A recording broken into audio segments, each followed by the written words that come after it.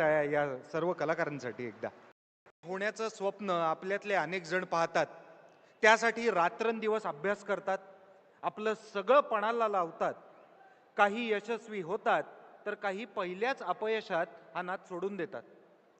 पण आता आपल्यातलाच एका अशा IPS अधिकाऱ्याचा सन्मान आपण करणार आहोत, ज्यांच्याकडे काहीही सोयी सुविधा नव्हत्या.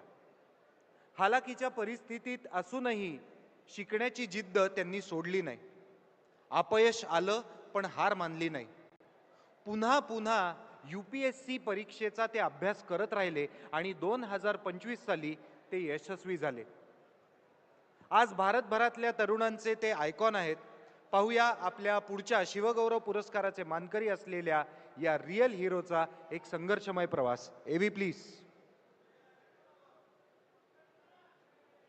गगन भरारी घेण्याचं स्वप्न तर सगळेच बघतात, पण वादळातही पाय जमिनीवर रोवून आपल्या ध्येयावर ठाम राहतात तेच या महाराष्ट्रात इतिहास घडवतात. असाच संपूर्ण महाराष्ट्रातील तरुणांचं प्रेरणास्थान बनलेला IPS अधिकारी बिरदेव सिद्धप्पा डोणे. कोल्हापूरच्या मातीतला बिरदेव, आजपर्यंत मेंढ्या हाकणारा बिरदेव, आणि आज सामान्य माणसाच्या हितासाठी पोलीस दलातील मानाच्या खुर्चीपर्यंत पोहोचलेला बिरदेव. ती मोमेंट अशी होती की यार की म्हणजे लहानपणापासून UPSC करायचं जे स्वप्न होतं. संपूर्ण बालपण मेंढ्या राखण्यात गेलं, पण मेंढरांच्या मागे धावणाऱ्या या बिरदेवच्या एका हातात घुंगरांची काठी होती तर दुसऱ्या हातात शाळेचं पुस्तक. ऊन वारा पाऊस झेलत बिरदेव शिकत राहिला.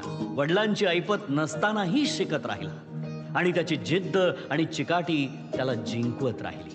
तसं होतं की पास का व्हायचं तर स्कॉलरशिप भेटायला पाहिजे, आणि जर स्कॉलरशिप नाही भेटली तर पैसे कसे भरणार कॉलेजच्या फीचे. प्राथमिक शिक्षण मेंढरांमागेच झालं, पण 10वीच्या वर्गात शाळेत पहिला नंबर पटकावला. पुढे 12वी मध्येही तेच यश, आणि मग मनात फेर धरू लागलं IPS होण्याचं स्वप्न. त्याचं हे स्वप्न साध्य करायला सरसावले अनेक मदतीचे हात. कुणी वर्षभराच्या क्लासची फी भरली, तर कुणी राहायला आसरा दिला. एवढंच काय, तर बिरदेवने IPS अधिकारी व्हावं म्हणून त्याच्या सख्ख्या भावानं स्वतःच्या स्वप्नांचा त्याग केला. मी फुल टाइम प्रिपरेशन करणार आहे. मग मीनवाईल माझा भाऊ जो वासुदेव डोणे, तो आर्मी मध्ये सिलेक्ट झाला शिपाई म्हणून, म्हणजे टेक्निकल एंट्री टेक्निकल मधून. सो मग फायनान्शियली इतकं काय म्हणजे आधीच्या पेक्षा थोडीशी इम्प्रुव्हमेंट झाली होती. बरोबर, की बाबा आता फायनान्शियल स्ट्रेस माझ्या डोक्यावर नव्हता. जर दादा भरती झाला नसतं तर मला जॉब घेणं कंपल्सरी होतं. सो माझ्यासाठी मला वाटतं की मग ते कुठेतरी माझी परीक्षा बघत होता, कुठे हेल्प करत होता. बिरदेवनेही या सगळ्याची जाणीव ठेवून स्वतःला अभ्यासात झोकून दिलं. अभ्यासावर इतकं लक्ष केंद्रित केलं की ज्यांच्या अंगा खांद्यावर तो वाढला त्याच्या आजोबांच्या अंत्यविधीलाही तो येऊ शकला नाही. आणि एप्रिल 26ला माझे आजोबा आले, म्हणजे की माझ्या खूप जवळचे होत्या, त्यांना पण मला येता आलं नव्हतं परीक्षेच्या. ती एक गोष्ट माझ्या कायम मनात खंत आहे की येऊ नाही शकलो, आजोबांच्या अंत्यसंस्काराला पण येऊ नाही शकलो. पण म्हणतात ना, आयुष्य तुमच्याकडून काहीतरी हिरावून घेतं तेव्हा त्या बदल्यात भरभरून देतही. तेच बिरदेवला मिळालं. खडतर प्रवास करून दिवस रात्र अभ्यास करून तो IPS अधिकारी झाला.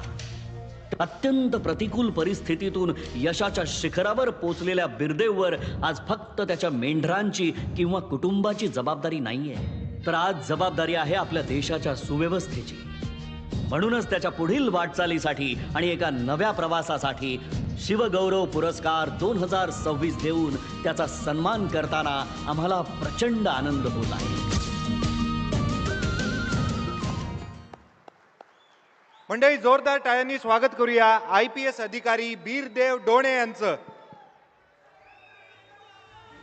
आणि हा पुरस्कार प्रदान करण्यासाठी मी मंचावर आमंत्रित करतो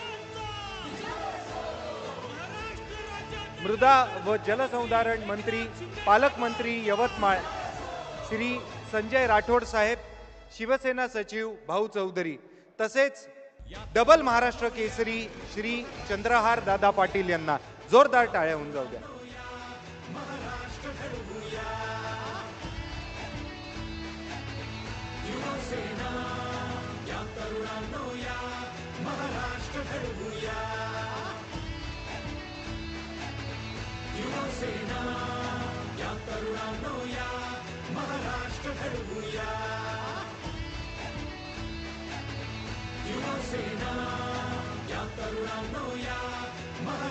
घडवूया.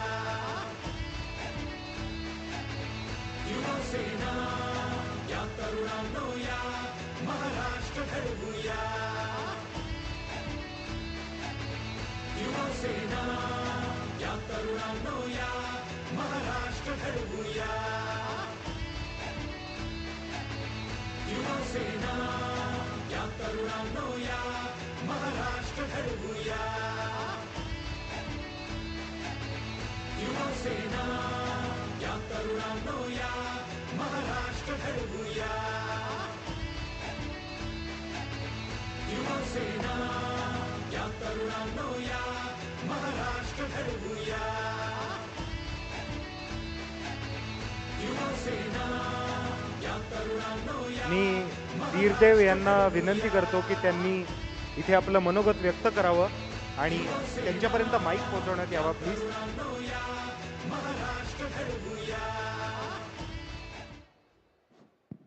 हॅलो. सर्वप्रथम महाराष्ट्राचे आराध्य दैवत छत्रपती शिवाजी महाराज आणि ज्यांच्या आचारांनी विचारांनी प्रेरित झालो असे शाहू फुले आंबेडकर यांना वंदन करतो आणि माझे 2 शब्द मी मनोगत व्यक्त करतो. सर्वप्रथम मी युवा सेनेचा खूप खूप मनापासून आभारी आहे. मी हा जो शिवगौरव पुरस्कार भेटला आहे तो मी माझ्या आजोबांना प्रेरित करतो, कारण ते इथं असायला पाहिजे होते असं वाटतंय मला. फक्त एवढं सांगेन की काय की बिरदेव डोने हा काही कोण म्हणजे आबाळात वगैरे पडलेला नाही आहे, तुमच्यामधूनच एक झालेला अधिकारी आहे.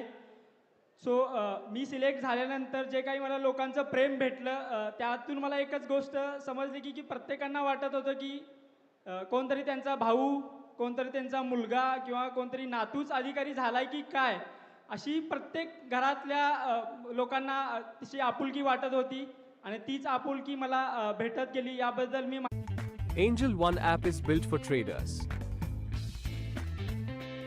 Open free Demat account today.